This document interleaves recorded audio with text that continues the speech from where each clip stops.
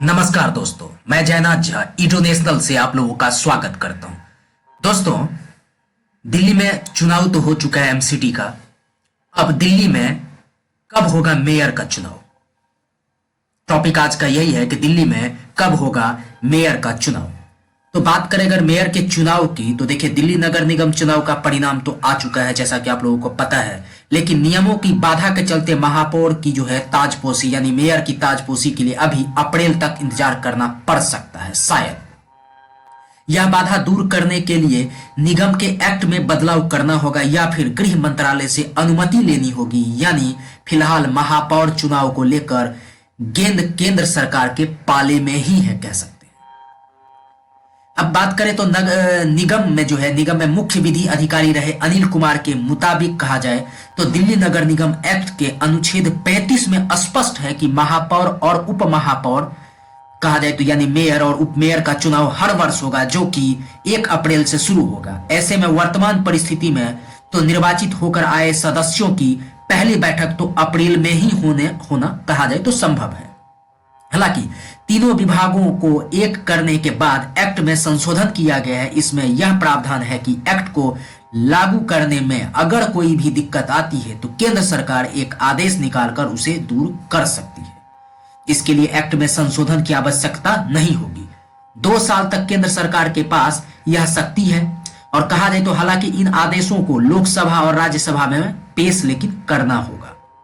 राज्य चुनाव आयोग जीते हुए प्रत्याशियों की अधिसूचना जारी करके निगम आयुक्त को भेजेगा और इस सूची के साथ निगम सचिव जो है एक पत्र उपराज्यपाल को लिखेंगे, जिसमें सदस्यों की बैठक की तारीख तय करने और महापौर का चुनाव कराने के लिए कहा जाए तो पीठासीन अधिकारी नियुक्त करने का अनुरोध किया जाएगा। उसके बाद उपराज्यपाल एक्ट के मुताबिक केंद्र सरकार से सलाह लेकर आगे निर्णय ले सकेंगे। दिल्ली नगर निगम के कहा जाए तो मेयर का चुनाव में निर्वाचित 250 पार्षदों के साथ ही 13 विधायक, 7 दिल्ली के लोकसभा सांसद, 3 राज्यसभा सांसद मतदान कर सकते हैं। जिसके पास बहुमत होता है वही जीत जाता है।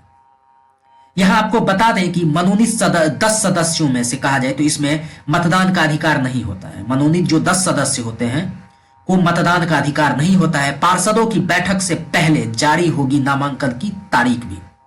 उपराज्यपाल जब भी सदन बुलाने की तारीख बताएंगे उससे कम से कम 10 दिन पहले निगम सचिव कार्यालय महापौर और उप महापौर पद के प्रत्याशियों के नामांकन की तारीखों की घोषणा करेगा।